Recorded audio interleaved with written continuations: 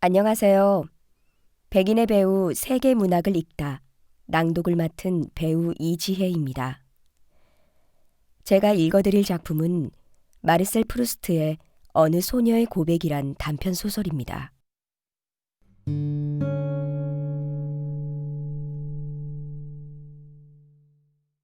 관능의 욕망들은 우리를 여기저기로 이끌고 간다.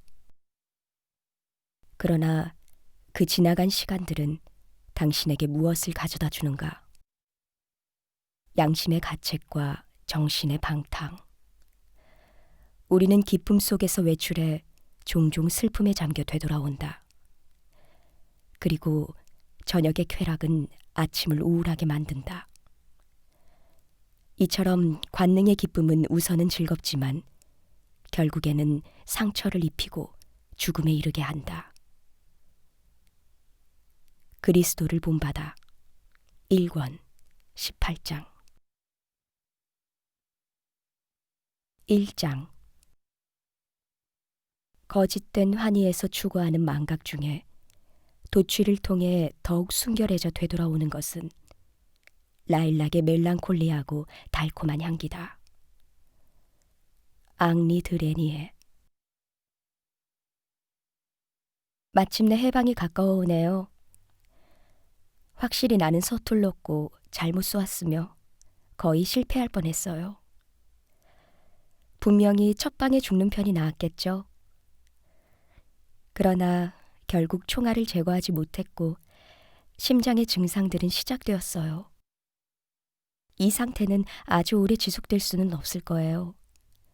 어쨌든 일주일 더 견딜 수 있겠죠? 그동안 나는 이 끔찍한 일련의 행위를 다시 떠올리려 애쓰는 것밖에는 할 수 있는 일이 없어요. 만약 내가 이토록 약하지 않고 일어나 떠나기 위한 충분한 힘이 있다면 나는 레주블리에 가서 죽고 싶어요.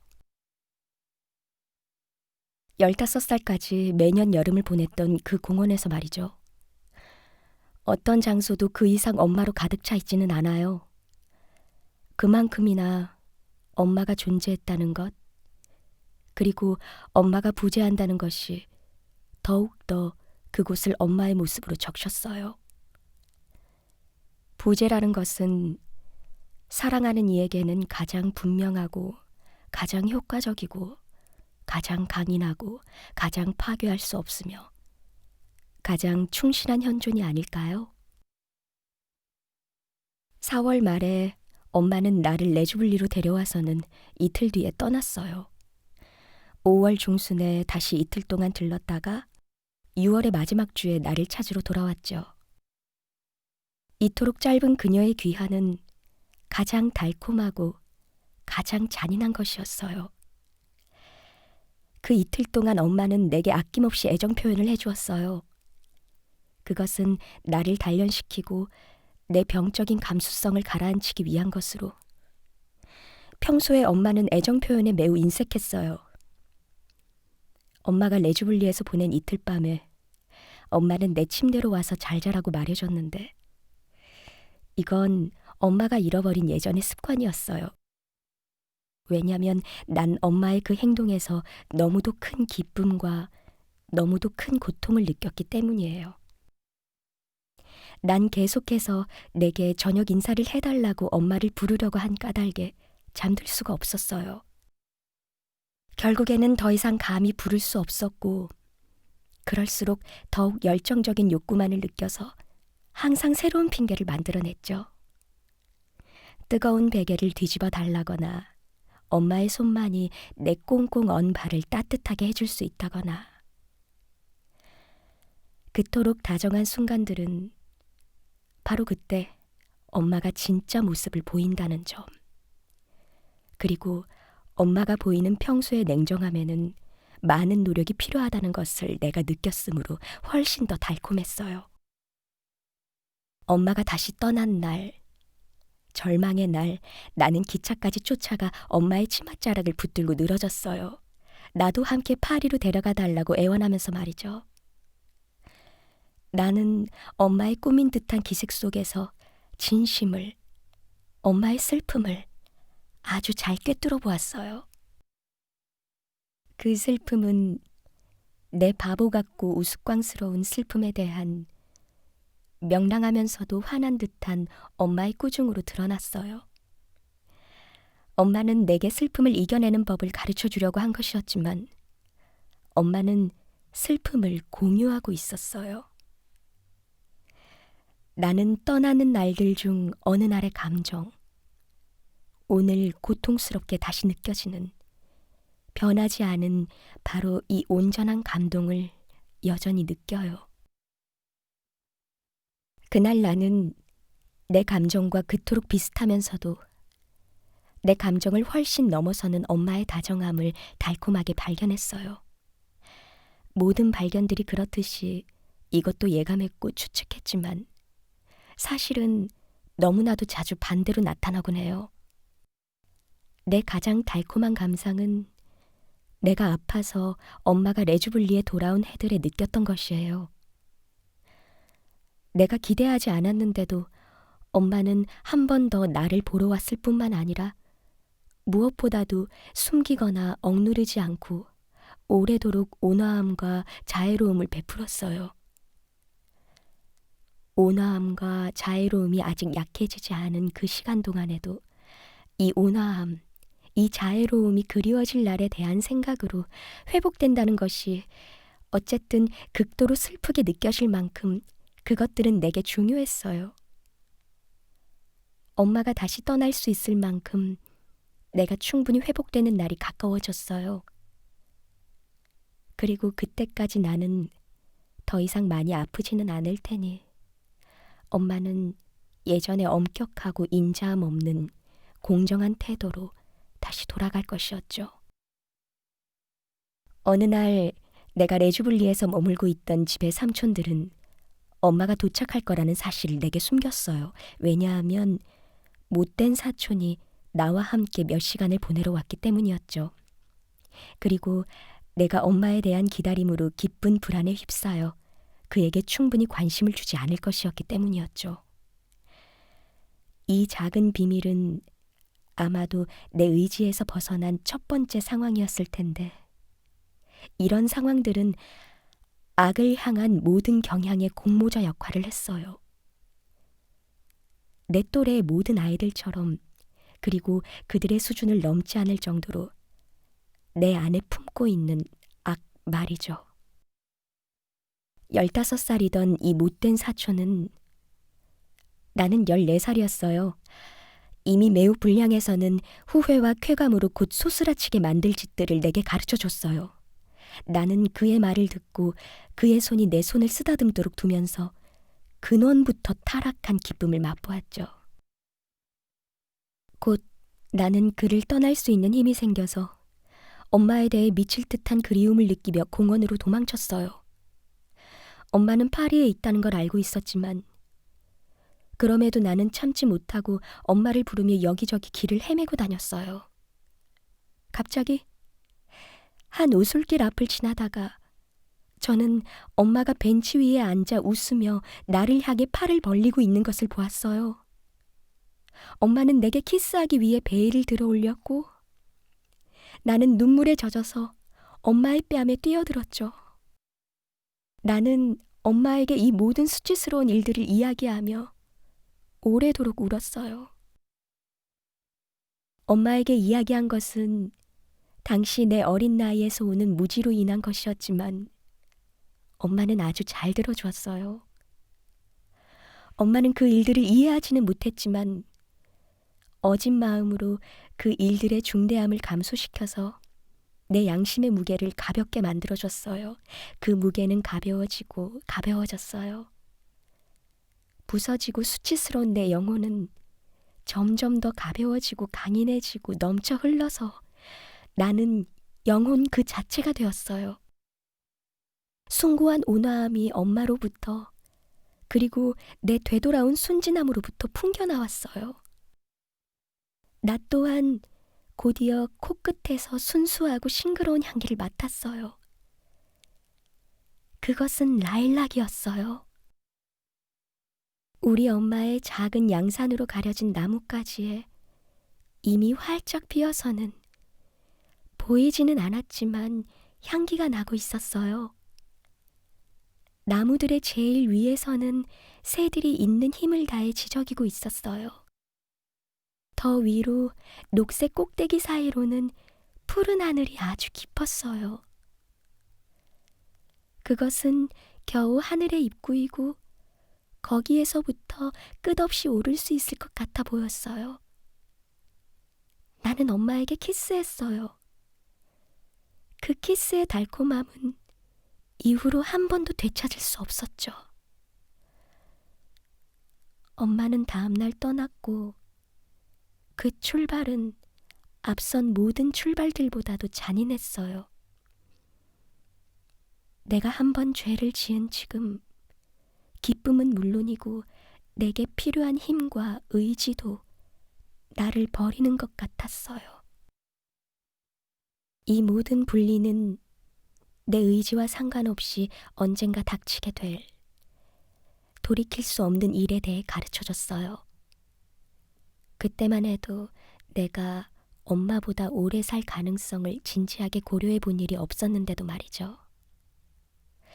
나는 엄마가 죽는다면 바로 뒤따라 자살하겠다고 결심했어요. 이후에 부제는 더욱 씁쓸한 교훈들을 가져다 주었어요. 우리가 부제에 익숙해진다는 것, 우리가 더 이상 고통스럽지 않음을 깨닫는 것이 자기 자신의 가장 큰 소멸이며 가장 수치스러운 고통이라는 것이죠. 이 교훈들은 바로 이어서 반박되었어요.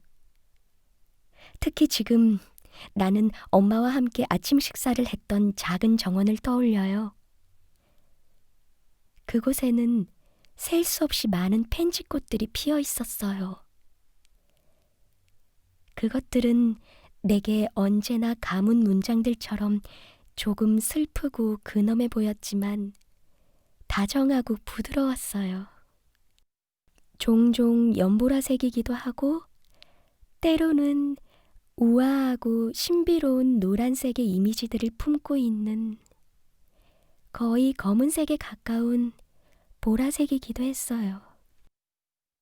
어떤 것들은 완전히 하얀색으로 가냘프고 순수해 보였죠.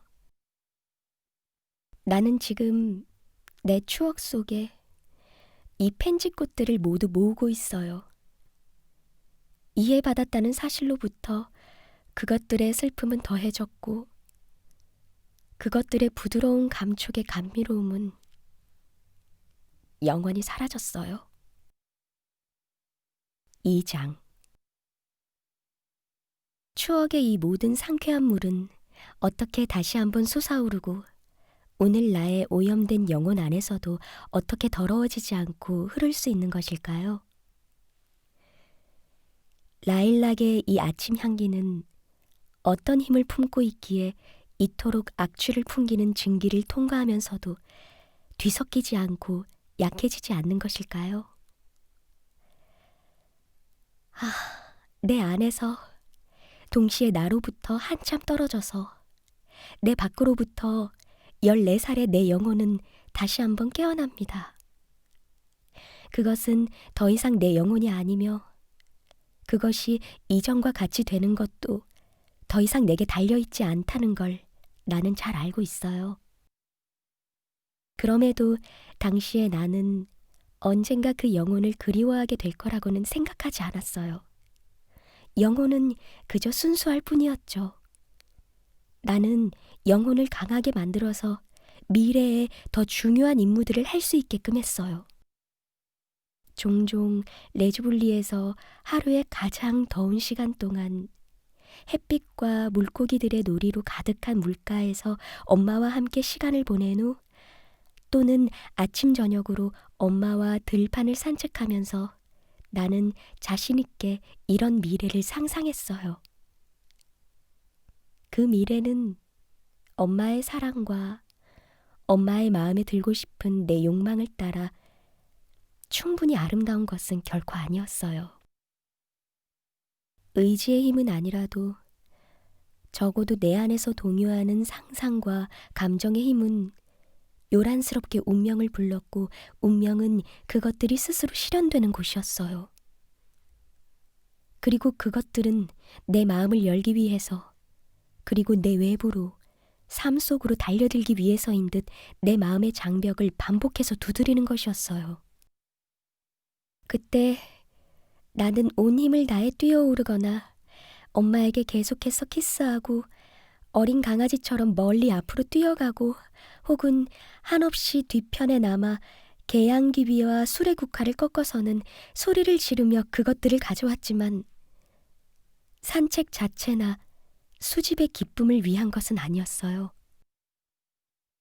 오히려 내 안에서 느껴지는 넘쳐오를 준비를 하고 있는 이 모든 생의 행복을 표출하기 위한 것이었어요. 이 행복은 단 한 번의 도약으로 이루고 싶었던 하늘과 숲의 완전한 지평선보다도 더 광대하고 더 매혹적인 시야 속에서 무한히 확장될 준비를 하고 있었어요. 수레국화, 토끼풀, 그리고 계양귀비로 만든 꽃다발이여. 내가 몹시 도취되어 완전히 요동치는 불타는 눈으로 너희를 가져간 것은, 너희가 나를 웃고 울게 만든 것은, 그것은 바로 내가 당시에 내 모든 희망으로 너희를 만들었기 때문이야. 이 희망은 지금 너희처럼 마르고 썩었으며 너희처럼 꽃 피워보지도 못하고 먼지로 돌아가 버렸어. 엄마의 마음을 아프게 만든 것은 바로 내 의지의 결핍이었어요. 나는 순간의 충동으로 모든 일을 했어요. 이성적으로나 감정적으로 충동이 주어지는 한 내 인생은 완벽하게 좋지는 않았지만 그럼에도 정말로 나쁘지도 않았어요. 일, 평안, 이성에 관한 내 모든 좋은 계획들의 실현은 모든 것을 넘어 엄마와 나의 가장 큰 관심사였어요. 왜냐하면 우리는 느꼈기 때문이죠. 엄마는 분명하게, 나는 혼란스럽게, 그러나 열심히 느끼고 있었어요. 그 시련은 엄마가 깨닫고 품었던 이 의지가 나 자신에 의해 그리고 내 안에서 만들어져 내 삶 속에 투영된 이미지일 뿐이었어요. 그러나 언제나 나는 그 일을 다음 날로 미뤘어요. 나는 시간을 끌었고 시간이 지나가는 것을 보며 후회했어요. 그러나 내 앞에는 이토록 많은 시간이 여전히 남아 있었어요. 그럼에도 나는 조금 두려웠고 해가 지날수록 원하지 않으면서 행하는 버릇이 점점 더 강하게 나를 짓누르기 시작했음을 어렴풋하게 느꼈어요. 상황이 한순간에 변하지 않는다는 것, 내 삶을 전환하고 내 의지를 창조하기 위해 내게 어떠한 고통도 안겨주지 않는 기적을 거의 기대해서는 안 된다는 것을 슬프게 생각했어요. 의지를 갖기를 욕망하는 것은 그것으로 충분하지 않았어요. 바로 의지 없이는 할 수 없는 것이 필요했어요. 의욕 말이에요.